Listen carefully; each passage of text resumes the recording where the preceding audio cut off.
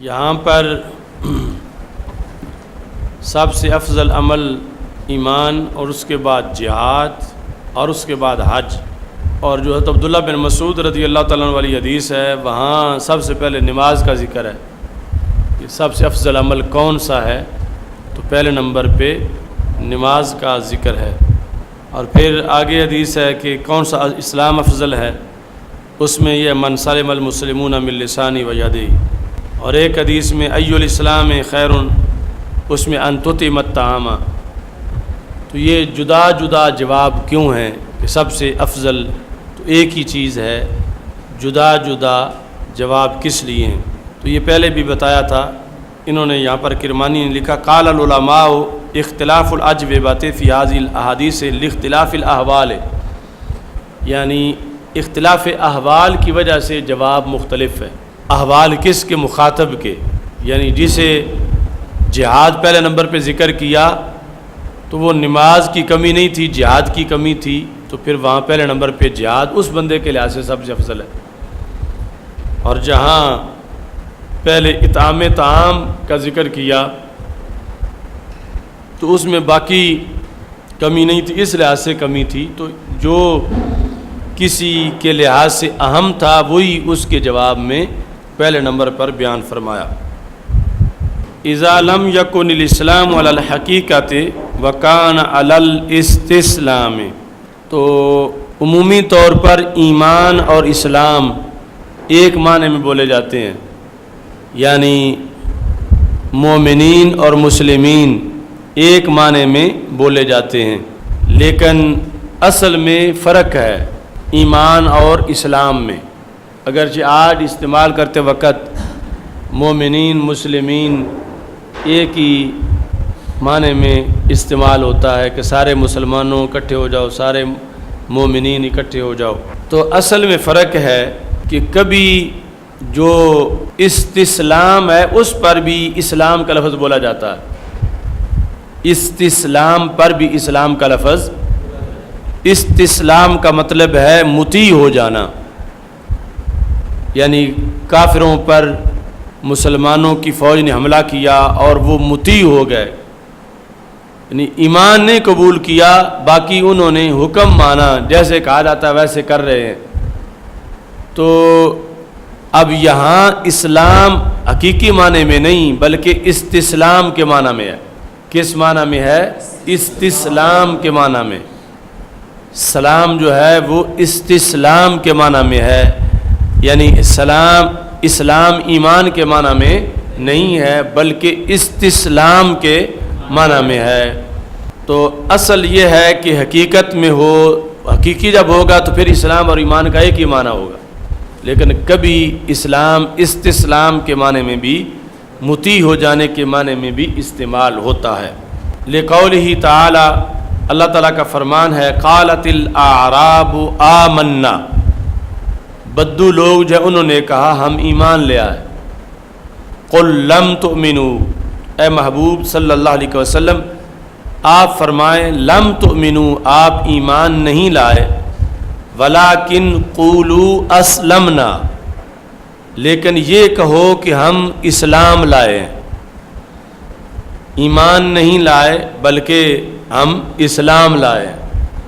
تو پتہ چلا اب یہ دو جدا جدا چیزیں ہیں کہ ان کا دعویٰ ایمان تھا تو اس کی نفی کر دی گئی، لم تؤمنوا تم ایمان نہیں لائے، ولیکن قولوا اسلمنا، لیکن یہ کہو ہم اسلام لائے۔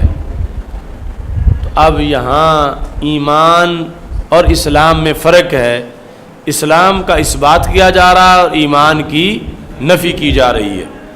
یعنی یہ لوگ وہ جو تھے کہ مطیع ہو گئے لیکن کلمہ نہیں پڑھا تھا اور اپنے مطیع ہونے کو آمنا کہہ رہے تھے، تو اس کی غلطی نکالی گئی کہ تم آمنا نہیں ہو، تم اسلمنا ہو، آمنا ابھی بعد میں ہے۔ فَإِذَا كَانَ عَلَى الْحَقِيقَةِ، اور حقیقت میں جب اسلام اپنے معنی میں پایا جائے تو پھر کیا ہوتا ہے؟ وہ اس طرح ہے ان الدین عند اللہ الاسلام، یہاں اسلام جو ہے وہ اپنے حقیقی معنی میں ہے، یعنی ایمان کے اندر استعمال ہے۔ ایسے ہی دوسری جگہ وَمَن يَبْتَغِ غَيْرَ الْإِسْلَامِ دِينًا فَلَن يُقْبَلَ مِنْهُ، کہ جو اسلام کے سوا کوئی دین ڈھونڈے تو ہرگز اس سے وہ دین قبول نہیں کیا جائے گا۔ وَمَن يَبْتَغِ غَيْرَ الْإِسْلَامِ دِينًا، اسلام سے ہٹ کر کوئی جو دین تلاش کرے فَلَن يُقْبَلَ مِنْهُ، ہرگز اس سے وہ قبول نہیں کیا جائے گا۔ تو دو آیات جو اسلام کا حقیقی معنی اس میں، اور پہلی جہاں اسلام جو ہے وہ مجازی معنی میں استعمال ہے، استسلام کے معنی میں، کہ قتل کے خوف سے یا ویسے وہ مطیع ہو گئے اور انہوں نے کہا آمنا، تو قرآن نے کہا کہ نہیں، قولوا اسلمنا۔ تو جہاں ایک معنی میں استعمال ہے فاخرجنا منہا من کان من المؤمنین فما وجدنا فیہا غیر بیت من المسلمین، تو وہاں جو ہے وہ ایک ہی معنی میں استعمال ہیں 27ویں پارے کے آغاز میں، کہ جو مومن تھے ہم نے نکال دیے، تو سوائے مسلمانوں کے وہاں کوئی بھی گھر نہیں تھا۔ اب حدیث شریف سے اس کا بیان، حضرت سعد رضی اللہ تعالیٰ عنہ کہتے ہیں کہ رسول اللہ صلی اللہ علیہ وسلم نے ایک جماعت کو اپنی طرف سے عطا کی۔ یہ حضرت سعد بن ابی وقاص رضی اللہ تعالیٰ عنہ، تو حضرت سعد رضی اللہ تعالیٰ عنہ جن کے لیے رسول اللہ صلی اللہ علیہ وسلم احد کے دن فرمایا ارم فدا کا ابی و امی، میرے ماں باپ تجھ پہ قربان ہو جائیں، تم تیر مارو۔ راحت کہتے ہیں جماعت کو جو 10 سے کم ہو اور ان میں کوئی عورت نہ ہو، بعض نے کہا جو 40 سے کم ہو، تو 10 والا قول زیادہ راجح ہے۔ حضرت سعد رضی اللہ تعالیٰ عنہ بیٹھے ہوئے تھے تو ایک جماعت آئی، تو رسول اللہ صلی اللہ علیہ وسلم نے ان کو اپنی طرف سے مال دیا، تو رسول اللہ صلی اللہ علیہ وسلم نے ایک بندہ ان میں سے چھوڑ دیا، ہوا اعجابہم الیہ۔ حضرت سعد کہتے ہیں حالانکہ وہی ان سب میں سے میرے نزدیک پسندیدہ تھا، وہ جسے سرکار نے کچھ نہیں دیا وہ زیادہ میرے نزدیک پسندیدہ تھا کہ اسے زیادہ دیا جاتا۔ تو میں نے کہا یا رسول اللہ صلی اللہ علیہ وسلم، آگے ہے ما لاکا، مالکن نہیں، ما لاکا ان فلان، کیا وجہ ہے فلاں کے لحاظ سے، یعنی اس سے لگتا ہے کہ آپ اس سے ناراض ہیں کہ باقی کو دیا ہے اسے کچھ نہیں دیا۔ ما لاکا ان فلان فواللہ انی لأراہ مؤمنا، خدا کی قسم میں تو اسے مومن سمجھتا ہوں۔ تو رسول اللہ صلی اللہ علیہ وسلم نے فرمایا کہ مومن سمجھتے ہو یا مسلم سمجھتے ہو؟ میں تھوڑی دیر چپ ہو گیا، پھر مجھ پہ غالب آئی وہ چیز جو میں اس سے جانتا تھا، یعنی جو میرا علم تھا اسے نے پھر مجھے بولنے پہ مجبور کیا۔ فعدت لمقالتی، میں نے پھر اپنی بات دہرائی کہ یا رسول اللہ صلی اللہ علیہ وسلم میں تو اس کو مومن سمجھتا ہوں اور اسے کچھ نہیں ملا۔ وعاد رسول اللہ صلی اللہ علیہ وسلم، تو سرکار دو عالم صلی اللہ علیہ وسلم نے بھی وہی الفاظ دہرائے، فقال آوا مسلمن یا مسلمہ۔ پھر تیسری بار کچھ خاموش رہنے کے بعد میں نے یہ کہا کہ میرے نزدیک تو وہ بڑا پسندیدہ بندہ تھا، تو رسول اللہ صلی اللہ علیہ وسلم نے بھی وہی الفاظ دہرائے او مسلمہ۔ ثم قال، پھر فرمایا یا سعد انی لأعطی الرجل وغیرہ احب الیہ، کہ اے سعد میں کچھ لوگوں کو مال دیتا ہوں حالانکہ جنہیں نہیں دیتا وہ میرے بڑے محبوب ہوتے ہیں۔ مکتب عشق کا دستور نرالا دیکھا، اس کو چھٹی نہ ملی جس نے سبق یاد کیا، یعنی تم نے یہ معیار بنایا ہے کہ وہ جسے مال ملے گا وہ میرا محبوب ہوگا، تو میں یہ اس وقت دستور اپنائے ہوئے ہوں کہ جو بڑا محبوب ہے اسے میں کچھ نہیں دے رہا۔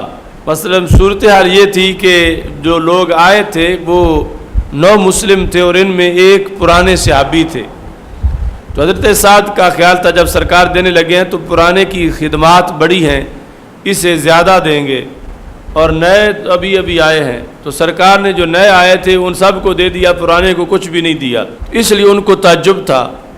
تو سرکار دو عالم صلی اللہ علیہ وسلم نے فرمایا انی لأعطی الرجل وغیرہ احب الیہ، کہ کچھ لوگوں کو میں دیتا ہوں حالانکہ جنہیں نہیں دے رہا وہ زیادہ محبوب ہے۔ تو مطلب یہ تھا کہ میں نے اس کی شان کا اظہار کیا ہے کہ نئے جو آئے ہیں ان کی توجہ اب مال کی طرف ہے، چونکہ وہ نئے نئے آئے ہیں، ابھی پرائمری میں ہیں، اور یہ بندہ جو ہے یہ پی ایچ ڈی کر چکا ہے اس کے اندر۔ تو میں نے فرق ظاہر کیا کہ ان کا خیال تو مال کی طرف ہے اور اس کا آمنہ کے لال کی طرف ہے، یعنی یہ اب اس درجے سے آگے نکل چکا ہے۔ ان کے بارے میں خدشہ ہے کہ وہ کہیں بھٹک نہ جائیں، کیونکہ ابھی نئے آئے ہیں تو انہیں دل جوئی کے لیے مال دیا ہے اور یہ منزلیں طے کر چکا ہے، اب اس کو مال دے کر پکا کرنے کی کوئی ضرورت نہیں ہے۔ تو یہ اس کے مقام کو ظاہر کیا کہ یہ پرائمری والوں جیسا نہیں ہے، یہ تو بہت آگے گزر چکا ہے۔ تو یہ رسول اللہ صلی اللہ علیہ وسلم ہر لحاظ سے رحمت ہیں، اگر کسی کو دیں پھر بھی رحمت ہے، نہ دیں پھر بھی زیادہ رحمت ہے، یعنی اس کے احب ہونے کا اظہار کر دیا کہ یہ میرا بڑا محبوب ہے۔ انی لؤتی الرجل، میں کسی کو دیتا ہوں حالانکہ غیرہ جس کو نہیں دیا احب الیہ منہ، اس کے مقابلے میں میرا بڑا محبوب ہے جس کو میں نے دیا۔ کیوں؟ خشیۃ ان یکبہ اللہ فی النار، جسے دیا اسے اس ڈر سے دیا کہ کہیں اللہ اس کو جہنم میں الٹا نہ کر دے، کہ وہ ابھی ابتدائی تھا تو مال دیا، تو یہ جسے نہیں دیا اس کے بارے میں یہ ڈر نہیں رہا، اب یہ پکا ہو چکا ہے۔ اس بنیاد پر یعنی یہ اس کے مرتبے کا اظہار ہے، اس کی شان واضح کر دی گئی ہے کہ اس کا مقام کتنا بلند ہے۔ تو رسول اللہ صلی اللہ علیہ وسلم کا عوام مسلمہ کہنے کا یہ مطلب تھا کہ تم ظاہر کو جانتے ہو، تم باطن کو نہیں جانتے، تو تم مومن کہنے کی بجائے اسے مسلم کہو، یعنی یہ اس وقت تھا۔ آج تو ہر بندہ دوسرے کے بارے میں مومن کا لفظ بولتا ہے، تو یعنی اس وقت یہ تھا کہ تم چونکہ صرف ظاہر جانتے ہو تو ظاہر کے لحاظ سے جو لفظ ہوتا ہے وہ ہے مسلم والا، باطن تم نہیں جانتے تو تم وہ باطن والا لفظ نہ بولو بلکہ ظاہر والا لفظ بولو۔ سلام پھیلانا یہ بھی اسلام سے ہے۔ حضرت عمار رضی اللہ تعالیٰ عنہ نے کہا ثلاث من جمعہن، تین خصلتیں ہیں جس میں یہ پائی جائیں، فقط جمع الایمان، اس نے ایمان کو جمع کر لیا۔ پہلے نمبر پر ہے کہ اپنی ذات سے انصاف کرنا، اور دوسرے نمبر پر سارے جہان کے لیے سلام کو خرچ کرنا، اور تنگ دستی کے باوجود جو ہے وہ خرچ کرنا، یعنی جہان کے لیے اسلام مطلب جسے جانو اسے بھی، جسے نہ جانو اسے بھی، اور اقتار جو ہے یہ افتقار ہے، یعنی حاجت کے محتاجی کے باوجود اللہ کے راستے میں دینا۔ حضرت عبداللہ بن عمر رضی اللہ تعالیٰ عنہ کہتے ہیں کہ ایک شخص نے رسول اللہ صلی اللہ علیہ وسلم سے سوال کیا ای الاسلام خیر، کہ کون سا اسلام افضل ہے؟ تو نبی اکرم صلی اللہ علیہ وسلم نے فرمایا کہ یہ کہ تم کھانا کھلاؤ اور تم سلام کہو اسے جسے تم پہچانتے ہو اور اسے بھی جسے تم نہیں پہچانتے۔ عدل کرنا اپنی ذات کے معاملات میں، یعنی جس طرح غیروں کے لحاظ سے عدل ہے اپنی ذات کے لحاظ سے بھی عدل ہے، مطلب ہے جس طرح کہ غیروں کو انصاف کے لیے پیش کیا جاتا ہے اپنے آپ کو بھی انصاف کے لیے پیش کر دینا، یہ ہے انصاف من نفسے کا۔ یہ نہیں کہ اوروں سے تو انصاف کا تقاضا کیا جائے اور اپنی ذات کے لحاظ سے انصاف کے لیے اپنے آپ کو پیش نہ کیا جائے، ایسا نہیں، بلکہ اپنے آپ کو بھی انصاف کے لیے پیش کر دینا۔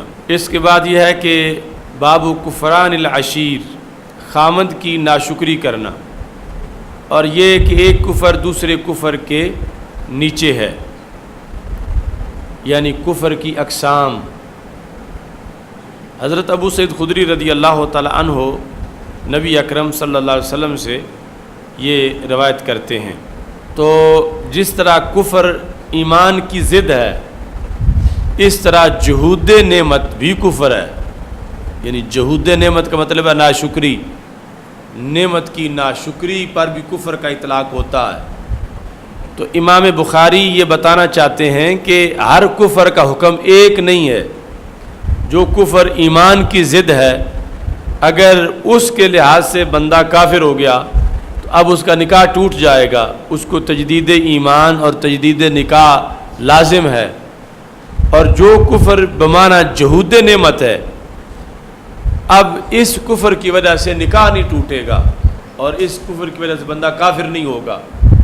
اس کفر کی وجہ سے تجدید ایمان اور تجدید نکاح لازم نہیں ہے. تو شریعت میں بولا اس پر بھی لفظ کفر جاتا ہے. اس واسطے انہوں نے کہا کہ وَكُفْرٍ دُونَ كُفْرٍ، سب کفر کا ایک جیسا حکم نہیں ہے. بعض جو کفر ہیں ان کا حکم اور ہے اور بعض کا حکم اور ہے. تو اگر ناشکری کو کفر کہا جا رہا ہو تو اس سے بندے کی تکفیر نہیں کی جاتی کہ اسے کافر قرار دیا جائے کہ وہ ملت اسلام سے خارج ہو گیا ہے. یہ جہود نعمت والے کفر کے باوجود بھی ملت اسلام میں داخل رہے گا، لیکن جو کفر ایمان کی ضد ہے جب وہ آئے گا معاذ اللہ تو پھر ملت اسلام سے نکل جائے گا. تو چونکہ جہود نعمت پر بھی لفظ کفر بولا جاتا ہے تو اس واسطے امام بخاری نے اس کی دلیل دینا چاہیے تاکہ مفتیان کرام ایک جیسا ہی حکم نہ لگائیں دونوں کفر کے اوپر. حضرت عبداللہ بن عباس رضی اللہ تعالیٰ عنہ کہتے ہیں کہ نبی اکرم صلی اللہ علیہ وسلم نے فرمایا اریت النار، یعنی یہ جو معراج کی رات مشاہدات تھے کہ مجھے دوزخ دکھائی گئی.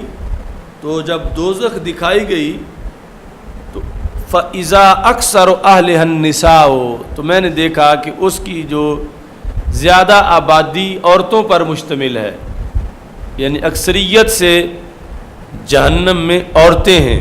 یکفرنا، وہ عورتیں کہ جو بوجہ کفر جہنم میں چلی گئی تھی. تو صحابہ نے پوچھا ایکفرن باللہ، کیا اللہ کے ساتھ انہوں نے کفر کیا ہوا تھا؟ تو اس سے یعنی یہ کفر کر کے وہ عورتیں اکثریت جہنم میں چلی گئیں. تو اس سے یہ پتہ چلے گا کہ پھر جو مرد و زن میں اگر تقسیم کی جائے تو زیادہ مومن مرد ہوں گے، عورتیں کافر ہوں گی زیادہ. تو سرکار دو عالم صلی اللہ علیہ وسلم نے فرمایا کہ نہیں، اللہ کی بارے میں وہ کفر کی مرتکب نہیں تھیں، یعنی ان کا جہنم میں جانا دائمی نہیں تھا، کفر تھا مگر اللہ کے لحاظ سے نہیں. تو کون سا تھا؟ یکفرن العشیرہ، اپنے خامند کے لحاظ سے انہوں نے کفر کیا ہوا تھا. یکفرن العشیرہ، خامند، یعنی یہ کون سا کفر ہے؟ یہ ہے ناشکری. یعنی وہ کوئی شرعی طور پر کفار نہیں تھیں کہ کفر جو ایمان کی ضد ہے یہ کفر نہیں تھا ان میں. کفر بمعنی ناشکری، یہ جرم تھا ان کا. جو میں نے عورتیں دیکھی جہنم میں کہ مسلمان تھیں لیکن ناشکری کی وجہ سے جہنم میں گئی ہوئی تھی. یعنی کچھ تو جو کافرہ ہیں وہ ویسے کفر کی وجہ سے ہیں، یہ ہیں مسلمان لیکن ناشکری کی وجہ سے جہنم میں گئی ہوئی تھیں. یکفرن العشیرہ و یکفرن الاحسان، چونکہ یعنی مطلب یہ ہے کہ جو معراج کی رات دیکھا تو جو نتیجہ تھا قیامت کے دن وہ دیکھا کہ قیامت کے دن یہ صورتحال بنی ہوئی ہوگی. ابھی تو صدیاں رہتی تھیں لیکن وہ منظر سارا سرکار نے پہلے دیکھ لیا کہ قیامت کے دن جو اکثریت ہے عورتوں کی جہنم میں، اکثریت عورتوں کی ہے. اور ہے وجہ کیا ہے، کیوں گئی ہیں؟ وجہ کفر ہے. کفر کون سا؟ وہ جو کفر ناشکری والا ہے، جہود نعمت والا، جہود نعمت والا کفر. کیسے؟ یہ نہیں کہ وہ اللہ کو ایک نہیں مانتی یا اللہ کے لحاظ سے انہوں نے کفر کیا ہے. یکفرن العشیرہ، انہوں نے خامند کا کفر کیا ہے. خامند کا کفر کیا ہے؟ ناشکری. وَيَكْفُرْنَ الْإِحْسَانَ، اور انہوں نے احسان کی ناشکری کی ہے. اب یہ آگے جملہ ہے جو صدیوں پہلے رسول اللہ صلی اللہ علیہ وسلم نے بولا اور آج تک بھی وہ حقیقت موجود ہے. اور سرکار نے اس لیے بولا تھا کہ عورتیں اپنی اصلاح کر لیں تاکہ جو رزلٹ معاشر والا ہے اس سے پہلے میں ان کو بتا دوں کہ معمولی سمجھتی ہیں یہ غلطی، لیکن وہ جہنم جانے کا باعث بن جاتی ہے۔ لو احسنت الی احداہن الدہر، اگر آپ ان میں سے عورتوں میں سے ایک کے ساتھ احسان کریں سارا زمانہ، یعنی ایک مراد یعنی مخاطب کو کہا کہ تم اپنی بیوی کے ساتھ احسان کرو سارا زمانہ، مثلا 20 سال 40 سال 60 سال 70 سال شادی کے بعد 80 سال اس کے ساتھ احسان کیا، اس نے جو مانگا اس کو دیا، ثم رات من کا شیئا، پھر ایک دن اس نے آپ سے ایک چیز کو دیکھا، یعنی اس نے مانگی اور آپ نے وہ چیز نہ دی، 80 سال کے بعد ایک موقع پر، قالت وہ بول پڑی ما رأیت من کا خیرن قط، یہ ہے قط، یعنی اس نے 80 سال پہ پانی پھیر دیا، اس نے کہا کہ مجھے تو آپ سے کبھی بھی کچھ نہیں ملا، ما رأیت من کا خیرن، تو چونکہ نکرہ تحت النفی ہے، خیرن یعنی بالکل 1% بھی، اور قطو سے پھر کسر نکال دے رہتے، ما رأیت من کا خیرن قطو، یعنی میں نے آپ سے تو بالکل کبھی بھی کوئی خیر پائی نہیں۔ یہ جملہ جب وہ بولتی ہے تو یہ باعث ہے جہنم جانے کا، یہ اللہ کا کفر نہیں ہے، یہ خامند کی ناشکری ہے۔ تو اکثر عورتیں جہنم میں نے اس جرم کی وجہ سے پائیں، ظاہر ہے کہ وہ دائمی جہنمی نہیں تھیں، لیکن کچھ وقت ان کو جہنم جو بھیجا گیا، بالآخر چونکہ مسلمان ہیں نکل جائیں گی، لیکن بھیجا اس غلطی کی وجہ سے گیا کہ وہ ناشکری کرتی ہیں احسان کی، خامند کے احسان کی ناشکری کی وجہ سے ان کو جہنم میں بھیج دیا جائے گا۔ تو سرکار دو عالم صلی اللہ علیہ وسلم کے یہ ذکر کرنے کا مقصد یہ تھا کہ عورتیں اپنی اصلاح کر لیں، یعنی یہ حدیث جب ان تک پہنچے تو وہ اپنی اصلاح کر لیں کہ ہم ایسا نہ بولیں، مگر یہ بیماری ایسی ہے کہ یعنی اکثریت قیامت کے دن پھر جو ہے وہ جو کہ بننی ہے، تو اس سے پھر وہ باز نہیں آتی الا ماشاء اللہ کہ وہ اس سے اپنی اصلاح کر لیں کہ اتنا سخت معاملہ ہے خامند کی ناشکری کا کہ جہنم جانا پڑ جائے گا۔ تو یہ معمولی لفظ نہیں ہے۔ تو رسول اللہ صلی اللہ علیہ وسلم نے فرمایا لو احسنت الی احداہن الدہر، دہر ہے کل زمانہ، ثم رات، اس کے بعد شے جو ہے اس پر تنوین تقلیل کی ہے، معمولی سا فرق دیکھ لے، رات من کا شیئن، کوئی بہت بڑا نہیں، معمولی سا فرق بھی جو ہے وہ دیکھ لے، تو وہ پھر یہ جو تم نے نحو میر میں تنوین کی قسمیں پڑھی تھیں تو یہاں اب معنی میں اس کا استعمال ہے۔ شیئن یہ تنوین تحقیر اور تقلیل کی ہے، یہ نہیں کہ بہت بڑی محرومی اسے دیکھنی پڑی، نہیں، معمولی سی محرومی اسے دیکھنی پڑی، تو اس نے آگے پھر نکرہ تحت نفی کر دیا کہ ما رأیت من کا خیرن قط، تو یعنی میں نے تو بالکل کبھی بھی آپ سے کوئی خیر پائی نہیں۔ تو یہ پنجابی میں جو ہے یعنی اس گھروں میں تے کچھ لد ہی نہیں آج تائیں، یا اس گھروں ما رأیت من کا خیرن قط، یعنی کوئی خیر کسی لحاظ سے مجھے نصیب نہیں ہے اس گھر سے۔ تو اس جملے سے یعنی اللہ اتنا ناراض ہوتا ہے اور اس پہ عورت کو جہنم میں جانا پڑ جاتا ہے کہ حالانکہ اس پر احسان تھا تو اس نے ناشکری کیوں کی۔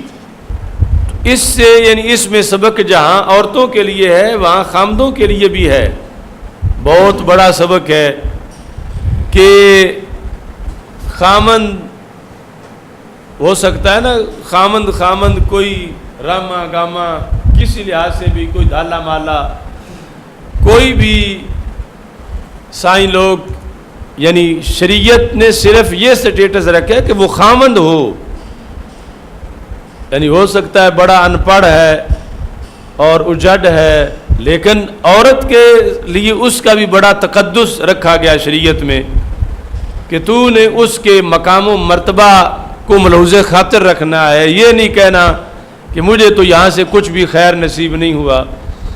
اگر وہ بول پڑی اس بالکل عام سے بندے کے تقدس کے خلاف، تو اس عام بندے کا بحیثیت خامند جو تقدس پامال ہوا شریعت نے گرفت کر لی ہے، تو پھر اس کو بھی دیکھنا چاہیے کہ جب شریعت نے اس عام سے للو پنجو کو اتنا بڑا مقدس بنا کے پیش کر دیا ہے کہ اس کے خلاف وہ عورت بولی کیوں ہے کہ اس کے احسانات اس نے ٹکرائے لہذا چلے جہنم میں، تو پھر اسے بھی سوچنا چاہیے کہ اس کے نزدیک اللہ کا کتنا تقدس ہو، اللہ کے رسول علیہ السلام کا کتنا تقدس، ذوات قدسیہ کا کتنا تقدس، شریعت اور دین کا کتنا تقدس، یعنی یہ دین کے خلاف بھونکتا پھرے اور ادھر دین نے تو اس کا اتنا مقام بنایا ہوا ہے کہ اس گھر والی کے سامنے کہ گھر والی کو پابند کر دیا ہے، اگرچہ وہ بیچاری کتنی حاجن نمازن روزے دار سب کچھ ہے، لیکن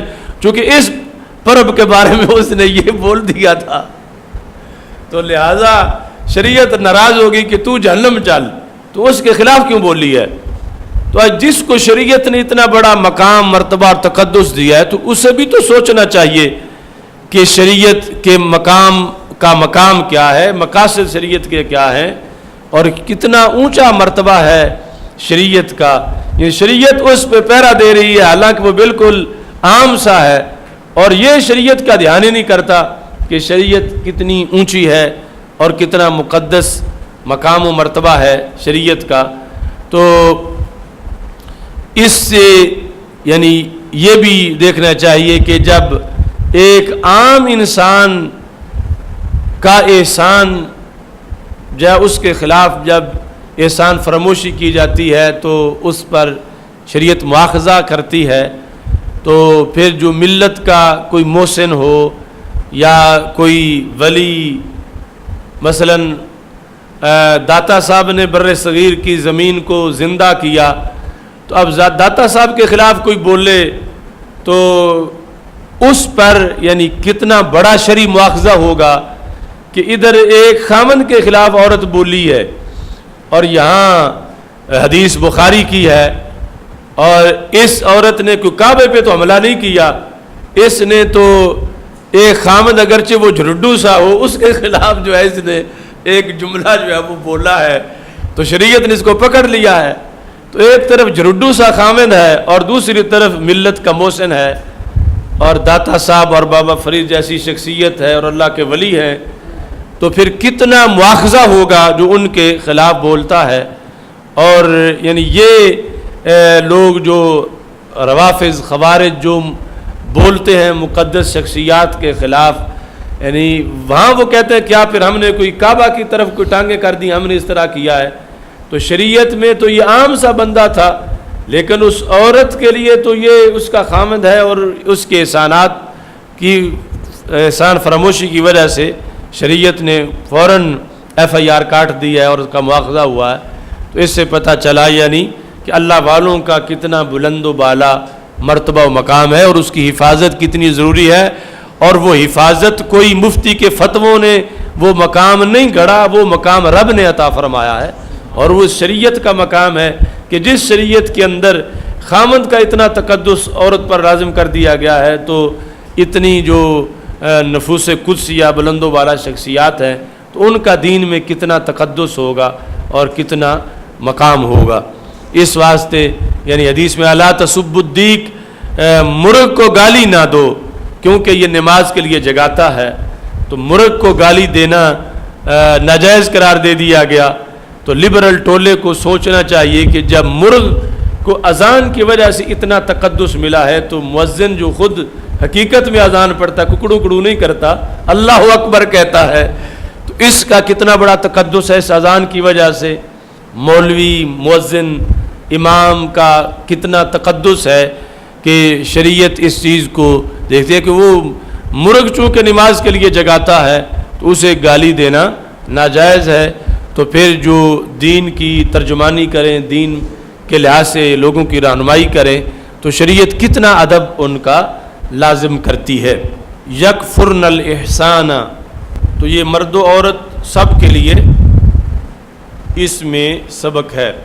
تو ایک ہوتا ہے کفر انکار، ایک ہوتا ہے کفر جحود، ایک ہوتا ہے کفر معاندہ، ایک ہوتا ہے کفر نفاق معاذ اللہ۔ یہ چاروں کفر جو ہیں جب ان پر کوئی مر جائے گا تو اس کی بخشش نہیں ہوگی۔ کفر انکار کیا ہے؟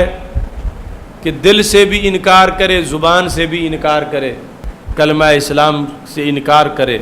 کفر جحود یہ ہے کہ دل سے مانے، زبان سے اقرار کرے، انکار کرے، دل سے مانے، زبان سے انکار کرے۔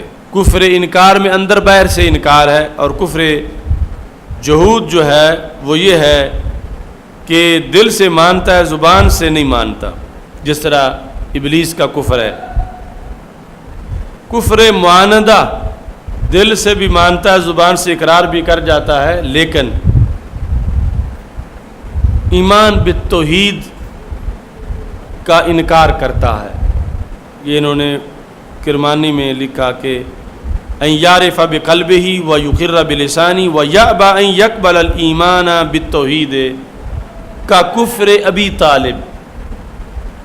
یہ کفر معاندہ میں انہوں نے مثال دی۔ اور چوتھا ہے کفر نفاق۔ شریعت میں ان چار کے علاوہ بھی کفر کا ذکر ہے، یعنی یہ چار تو وہ ہیں جہنم لے جانے والے دائمی طور پر۔ وہ چوتھا جو ہے، یعنی جس طرح یہ ابھی حدیث پیش کی کہ ان یکفرنا، کفر کا اطلاق تو آیا ہے عورتوں پر، لیکن وہ کفر ایسا نہیں جو دائمی جہنم لے جانے والا ہو، بلکہ وہ کفر بمعنی ناشکری ہے۔ اس میں جو حدیث شریف میں ہے نا، سرکار نے صحابہ کو فرمایا لا ترجعوا بعدی کفارا، میرے بعد کفار نہ بن جانا، لا ترجعوا بعدی کفارا یضرب بعضکم رقاب بعض۔ تو اس کو شیعہ غلط مطلب میں لیتے ہیں کہ سرکار کو ڈر تھا کہ انہوں نے کافر ہو جانا ہے، اور فرمایا کہ لا ترجعوا بعدی کفارا۔ تو انہوں نے کہا کہ اس میں جو کفارہ ہے یہ کفران نعمت ہے، یعنی جو تمہیں نعمت ملی اتنی بڑی جو بعد والوں کو نہیں ملے گی، تو اس کی ناشکری نہ کرنا، میرے بعد نعمت کی ناشکری نہ کرنا، یعنی ناشکری کر کے آپس میں لڑائیاں شروع نہ کر دینا۔ تو یہ لفظ کفر جو بولا گیا وہ کفر نہیں جو ایمان کے مقابلے میں ہے، چونکہ جو رافضی ہیں ان کا قول ہے سوائے 4 یا 6 صحابہ کے معاذ اللہ باقی سارے اسلام سے پھر گئے۔ انہوں نے پھر کتابیں لکھی ہوئی ہیں پوری، اصحاب نار اور اصحاب جنت، یعنی اصحاب نار اتنی موٹی جلد میں وہ کتابیں ہیں جن میں معاذ اللہ صحابہ سارے جو ہیں ان کو کہا کہ اصحاب ہیں مگر اصحاب نار ہیں، اور پھر دوسری طرف اصحاب جنت، یعنی حضرت عمار بن یاسر رضی اللہ تعالیٰ عنہ، تو حضرت ابو ذر غفاری رضی اللہ تعالیٰ عنہ، حضرت علی رضی اللہ تعالیٰ عنہ، اس طرح یعنی 5-6 جو ہیں وہ اصحاب جنت جو ہے وہ، اور باقی سارے اصحاب نار، اس طرح انہوں نے بنایا ہوا ہے۔ جبکہ رسول اللہ صلی اللہ علیہ وسلم واللہ ما خاف علیکم ان تشرکوا بعدی یہ واضح فرما چکے تھے، اور باقی سارا جو قرآن روایت ہوا وہ دین صحابہ پر ہی روایت ہوا، اور ان کا ایمان تھا، اس کی وجہ سے تابعین تک مکمل جو ہے وہ دین پہنچا۔ تو اس بنیاد پر یعنی یہاں جو انہوں نے وضاحت کی امام بخاری نے، یہ ہمارا عقیدہ توحید سیمینار کے اندر بھی جو جھگڑا تھا تو یہ ہماری دلیل تھی وَكُفْرٌ دُونَ كُفْرٍ، کہ امام بخاری بھی اس کے قائل ہے کہ سارے کفر ایک جیسے نہیں ہیں، تو کبھی تغلیظاً لفظ کفر بول دیا جاتا ہے تو اس کا یہ مطلب نہیں کہ بندہ مسلمان نہیں رہا، من ترک الصلاۃ متعمدا فقد کفر، تو تغلیظاً کفر کا اطلاق کر دیا گیا. تو ایسے ہی فقد اشرکا کے لفظ بھی تغلیظاً بعض جگہ پہ بولے گئے کہ من اقسم بغیر اللہ، جس نے غیر اللہ کی قسم اٹھائی. تو اشرکا کے الفاظ اس پر باقاعدہ امام ترمذی نے آگے تفصیل کی. تو کفر دون کفر، یعنی یہ وہابیزم یہ چاہتا ہے کہ سب کو ایک چھڑی سے ہانکا جائے، اور یہ کہ بلاد اسلامیہ شرک سے بھر گئے ہیں، کفر سے بھر گئے ہیں، کفر ہی کفر پھیل گیا ہے، اور کفر سے مراد ایمان کی ضد لیتے ہیں. تو جب امام بخاری کہتے ہیں کہ ہر جگہ جو لفظ شریعت میں آ جائیں وہ بھی کفر سے مراد ایمان کی ضد نہیں ہوتا. بعض جگہ کفر سے مراد ایمان کے ساتھ کفر اکٹھا بھی ہو جاتا ہے، یعنی بندہ مومن بھی ہوتا ہے اور ساتھ کفر بھی ہے. کفر کیا ہے؟ ناشکری. یعنی جو کفر ایمان کی ضد ہے وہ ایمان کے ساتھ اکٹھا نہیں ہو سکتا. اس کے لحاظ سے بندہ یا مومن ہے یا کافر ہے. لیکن ایک کفر ایسا بھی ہے کہ جو ایمان کے ساتھ اکٹھا بھی ہو جاتا ہے. وہ کون سا ہے؟ ناشکری والا یا تغلیظ والا. تو تغلیظاً کفر کہہ دیا گیا. تو اس واسطے امام بخاری نے پورا باب قائم کیا یہ خوارج کے رد میں کہ سارے کفر ایک جیسے نہیں ہوتے. کفرن دون کفرن کے اندر امام بخاری نے باقاعدہ یہ رستہ دکھایا کہ جو رستہ ہم نے عقیدہ توحید سیمینار میں بیان کیا کہ یہ جو تھوک کے لحاظ سے امت پر کفر کا فتویٰ ہے، اور شرک جو ہے اس سے مراد جو شرک خفی یا شرک اصغر ریا ہے اس کو بھی شرک اکبر قرار دینا اور جڑیں کاٹ دینا کہ امت وہی مشرک گئی ہے، اور اس کی بیویاں چھین لینا جائز ہے، ان کے مال لوٹنے جائز ہیں چونکہ یہ مشرک ہو گئے ہیں کہ یا رسول اللہ صلی اللہ علیہ وسلم کہتے ہیں. تو اس طرح کے فتوے جو معاذ اللہ یہ خوارج والا وہ دین ہے گھڑا ہوا کہ جنہوں نے تھوک کے لحاظ سے کفر کے فتوے لگائے. تو امام بخاری کہتا ہے کفرن دون کفرن، سارے کفر کے لفظ ایک معنی میں استعمال نہیں ہوتے بلکہ فرق بھی ہوتا ہے. کبھی کفر کا لفظ مسلمان پر بھی بولا جا سکتا ہے تو وہ کفر ایمان کی ضد نہیں ہوتا بلکہ ایمان کے ساتھ اکٹھا ہو سکتا ہے، اور وہ کفر ناشکری کے معنی میں وہ لفظ استعمال کیا جاتا ہے. اس کے بعد باب المعاصی من امر الجاہلیت ولا یکفر صاحبها.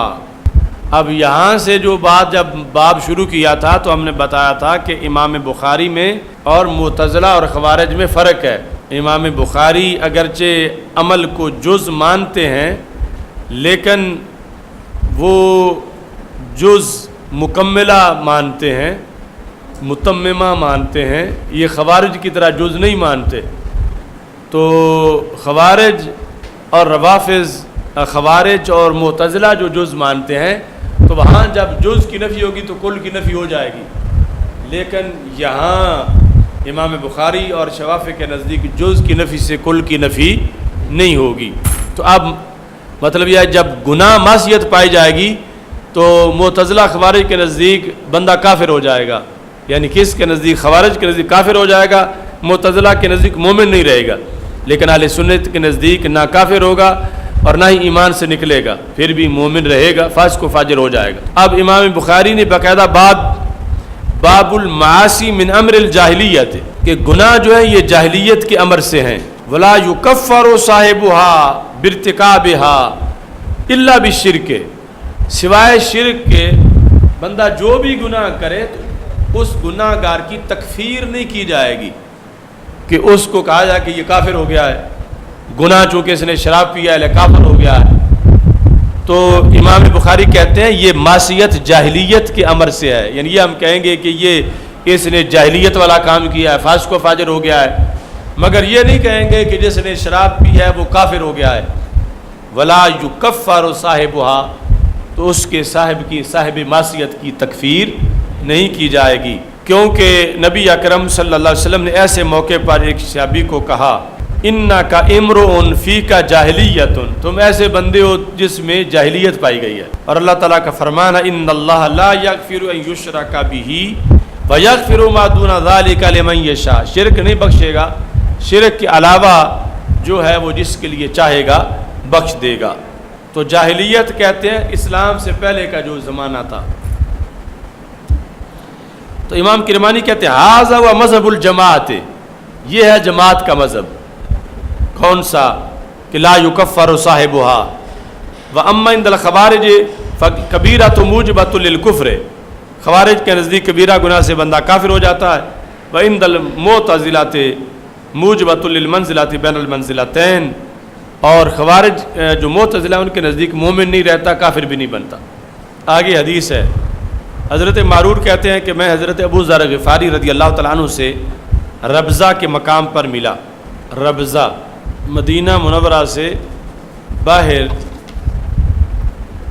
یہ جگہ ہے جہاں پر حضرت ابو ذر غفاری کو علیحدہ کر دیا گیا تھا، اور وہاں 33 ہجری میں ان کا وصال ہوا تھا۔ اور عبداللہ بن مسعود عراق سے آ رہے تھے، اس رستے سے گزرے تو حضرت ابو ذر غفاری کی عالیہ ان کی میت لے کے بیٹھی ہوئی تھیں، تو انہوں نے پھر جو عراق سے آنے والے سوار تھے انہوں نے جنازہ پڑھایا۔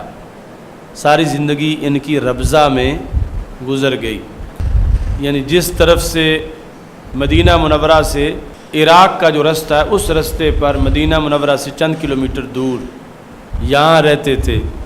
چونکہ ان کے کچھ انفرادی علیحدہ اپنے فتوے تھے، تو پھر دارالحکومت کے اندر یہ تھا کہ جو جمہور کا قول ہے وہ رائج ہو، تو یہ اپنے ان مواقف کی وجہ سے ربضہ میں رہے۔ یعنی ان کے نزدیک جو انسان کی حاجت سے زائد ہے اس کو ذخیرہ کرنا حرام تھا، جو حاجت سے زیادہ دینا واجب تھا زکوٰۃ کے طور پر۔ ذهبت، احنف بن قیس کہتے ہیں کہ ذهبت لانصر هذا الرجل، میں گیا تھا کہ میں اس شخص کی مدد کروں۔ هذا الرجل سے مراد ہے حضرت علی رضی اللہ تعالیٰ عنہ، اور بعض نے کہا حضرت عثمان غنی رضی اللہ تعالیٰ عنہ۔ ذهبت لانصر هذا الرجل فلاقی، یعنی ابو بکرہ، تو ابو بکرہ جو ہیں وہ مجھے ملے۔ فقال این ترید، تو انہوں نے پوچھا کہاں جانے کا ارادہ ہے؟ تو میں نے کہا کہ انصر هذا الرجل، میں اس شخص کی مدد کرنا چاہتا ہوں۔ قال ارجع، تو انہوں نے کہا کہ تم واپس لوٹو، کیونکہ میں نے رسول اللہ صلی اللہ علیہ وسلم سے سنا ہے، آپ فرماتے ہیں جب دو مسلمان آپس میں تلواروں سے آمنے سامنے ہو جائیں اور قاتل مقتول دونوں ہی آگ میں ہیں، تو یہ مسلمانوں کی لڑائی ہے، تو تم اس لڑائی میں شریک نہ ہو، حضرت ابو بکرہ نے مجھے کہا۔ تو سرکار سے جب میں نے سنا تو میں نے کہا یا رسول اللہ صلی اللہ علیہ وسلم، قاتل تو قاتل ہے، مقتول کی کیا وجہ ہے؟ وہ تو مقتول ہو گیا۔ تو نبی اکرم صلی اللہ علیہ وسلم نے فرمایا انہ کان حریصا علی قتل صاحبہ، صرف اس کو موقع نہیں ملا، اگر اس کو ملتا تو پھر اس نے قتل کر دینا تھا، تو اپنے صاحب کے قتل پر حریص تھا۔ تو اس بنیاد پر فی النار کا حکم جو ہے وہ لگایا گیا، یعنی چونکہ 1 منٹ کا فرق تھا، وہ یہی کام کرنے والا تھا اور آگے اس کو موقع نہیں ملا، جبکہ یعنی جو ارادہ اس نے کیا اس کو عملی جامہ پہنانے کے لیے وہ مقابلے میں بھی آ گیا، لڑائی میں بھی شامل ہوا باقاعدہ۔ ہو سکتا ہے اس سے پہلے اس نے کوئی اس کو ایسی ضرب بیماری ہو جس سے وہ قتل تو نہیں ہوا لیکن مقابل والا زخمی ہوا، تو اس وجہ سے یعنی یہ صرف ارادہ نہیں ہے، ارادے کے ساتھ اس کے مکمل لوازمات بھی ہیں۔ تو باقی یہ بحث اس وقت ہے کہ جب وہ قتال عن الاجتہاد نہ ہو، اور اگر قتال عن الاجتہاد ہو یعنی اجتہاد کی وجہ سے وہ شروع ہوا ہے تو پھر اس پر یہ حکم نہیں لگے گا، جس طرح کے صحابہ کی جنگوں کے لحاظ سے اہل سنت و جماعت کا عقیدہ ہے۔ اس واسطے انہوں نے لکھا وَأَمَّا إِذَا اجْتَهَدَ وَظَنَّ الصَّلَاحَ فِيهِ فَهُمْ مَأْجُورَانِ مُصَابَانِ مَنْ أَصَابَهُ فَلَهُ أَجْرَانِ وَمَنْ أَخْطَأَ فَلَهُ أَجْرٌ۔ فما واقع بین الصحابہ رضی اللہ تعالیٰ عنہم ہوا من نفس ھذا القسم، یعنی صحابہ کے جو یہ معاملات ہیں وہ اس قسم سے ہیں، یعنی اجتہاد پر جو صائب ہیں ان کے 2 ثواب ہیں اور جو خطا پر ان کا 1 ثواب ہے۔ فالحدیث لیس عاما، حدیث عام نہیں ہے، یعنی عام یہ ہے کہ اگرچہ اجتہاد کی وجہ سے ہو یا اجتہاد کی وجہ سے نہ ہو، تو انہوں نے کہا حدیث عام نہیں ہے کہ جب بغیر اجتہاد ہوگا تو پھر قاتل مقتول فی النار ہوں گے۔ اب سوال پیدا ہوتا ہے کہ پھر ابو بکرہ جب انہوں نے کیوں منع کیا اور خود بھی نہ شریک ہوئے اور ان کو بھی روک رہے تھے؟ تو کہتے ہیں ذالک ایضاً اجتہادی، یہ منع بھی اجتہادی ہے، یعنی یہ ان کا منع کرنا بھی اجتہادی تھا کہ ان کے نزدیک نہ شامل ہونا یہ راجح تھا، تو یہ منع بھی اجتہادی ہے، اور باقی وہ دونوں اطراف میں جو لڑ رہے ہیں وہ بھی اجتہادی ان کا فیصلہ تھا۔ اس مقام پر فتح الباری میں نہایت اہم عبارت موجود ہے۔ اس وجہ سے جو لفظ حرص آیا ہے اس میں یہ تھا کہ جو صرف عزم ہوتا ہے اس سے آگے عملاً وہ کام کر بھی رہا تھا، یعنی حرص میں ہے کہ صرف ارادہ نہیں ہے بلکہ تلوار پکڑ لی ہے، سفر کر لیا ہے، آمنے سامنے ہو گئے ہیں، اور ہو سکتا ہے اس کو قتل کرنے سے پہلے اس نے اس پر حملہ کیا ہو مگر وہ قتل نہ ہوا ہو، اگرچہ زخمی ہو گیا ہو، تو یہ ساری چیزیں لفظ حرص سے واضح ہیں۔ اور اتنا یعنی جو اس کا ارادہ تھا جتنا پایا گیا اس کے مطابق گناہ ہوگا، باقی سے یعنی معافی سوچی جا سکتی ہے۔ انہوں نے کرمانی کے اندر یہ سوال کر کے پھر اس کا یہ جواب دیا، قلت من عزم علی المعصیۃ بقلبہ ووطن نفسہ علیہا، یعنی صرف عزم نہیں کیا، اس کے بعد وہ کام کرنے کے لیے اپنے آپ کو لگا دیا ہے۔ اب وہ حضرت ابو ذر غفاری رضی اللہ تعالیٰ عنہ والی حدیث، حضرت معرور کہتے ہیں میں نے حضرت ابو ذر غفاری رضی اللہ تعالیٰ عنہ کو ربضہ میں ملا اور والی حلتن، انہوں نے سوٹ پہنا ہوا تھا، حلہ کہتے ہیں پوشاک کو، یعنی تہبند اور اوپر اسی رنگ کی چادر اسی کپڑے کی، وعلی غلام حلتن، جیسے حضرت ابو ذر غفاری رضی اللہ تعالیٰ عنہ کی پوشاک تھی ایسے ہی ان کے غلام کی بھی پوشاک تھی۔ فسألت عن ذلک، تو میں نے ان سے پوچھا کہ ایک جیسے کپڑے آپ نے کیوں پہنے ہوئے ہیں؟ فقال، انہوں نے کہا کہ میں نے ایک بندے کے ساتھ میری تو میں ہو گئی، ساببت رجلا، یعنی جھگڑا ہو گیا تو میں نے اس کو گالی دی، فأجرت بأمہ، میں نے اس کو ماں کے لحاظ سے گالی دی، تو ماں کے لحاظ سے یعنی کالی کا بیٹا کہا اس کو، اتنی گالی تھی۔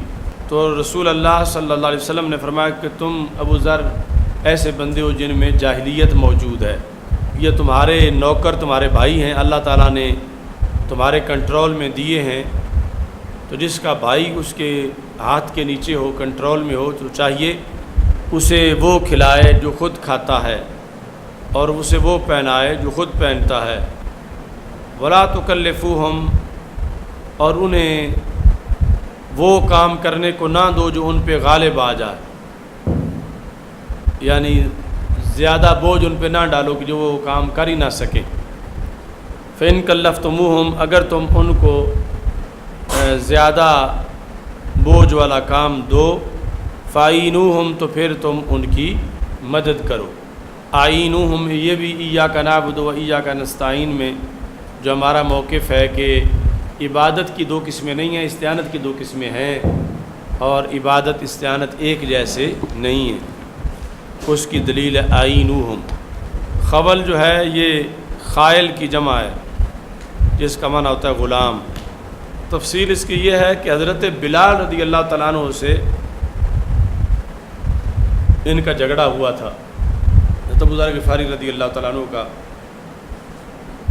تو ایار ابو ذر بامہ اے بے سوادہا، حضرت ابو ذر غفاری رضی اللہ تعالیٰ عنہ ان کی ماں کے لحاظ سے حضرت بلال کو کہا تھا، یعنی اے کالی عورت کے بیٹے. تو حضرت بلال رضی اللہ تعالیٰ عنہ سرکار کے پاس چلے گئے. تو رسول اللہ صلی اللہ علیہ وسلم نے فرمایا کہ ابو ذر غفاری کو بلاؤ. تو جب حضرت ابو ذر غفاری رضی اللہ تعالیٰ عنہ آئے تو رسول اللہ صلی اللہ علیہ وسلم نے فرمایا شتمت بلالا وعیرتہ بسواد امہ، تم نے گالی دی حضرت بلال کو اور تم نے یہ کہا ہے کہ اے کالی عورت کے بیٹے. کالا نام، تو انہوں نے کہا ہاں میں نے ایسا کہا. تو رسول اللہ صلی اللہ علیہ وسلم نے فرمایا میرا تو یہ خیال نہیں تھا کہ تمہارے سینے میں کوئی جاہلیت کی چیز بچی ہوئی ہے. تو حضرت ابو ذر غفاری رضی اللہ تعالیٰ عنہ نے اپنے آپ کو زمین پہ گرا لیا. فَأَلْقَى ابو ذر نَفْسَهُ إِلَى الْأَرْضِ ثُمَّ وَضَعَ خَدَّهُ إِلَى التُّرَابِ، تو اپنا رخسار مٹی پہ رکھ لیا، زمین پہ اپنے آپ نیچے گر پڑے اور اپنا رخسار مٹی پہ رکھ لیا. وقال واللہ لا ارفع خدی من حتی یتا بلال خدی بقدمیہ، کہ میں اس وقت تک نہیں اپنا منہ اوپر اٹھاؤں گا مٹی سے جب تک بلال دونوں پاؤں میرے منہ پہ نہ رکھے. حتی یتا بلال خدی بقدمیہ، جہاں تک کہ روند نہ دیں میرا منہ اپنے دونوں قدموں کے ساتھ. یعنی یہ تھا کہ مجھ سے ایسا کیوں ہوا، میں نے ایسا کیوں کہا بلال کو. تو یہاں فواتایا خدہ بقدمیہ، تو وہ اٹھ نہیں رہے تھے جب تک کہ بلال قدم نہ رکھتے. تو حضرت بلال نے دونوں قدم رکھے ان کے چہرے پر، تو پھر جو ہے وہ اٹھے، اب میری غلطی ختم ہو گئی ہے.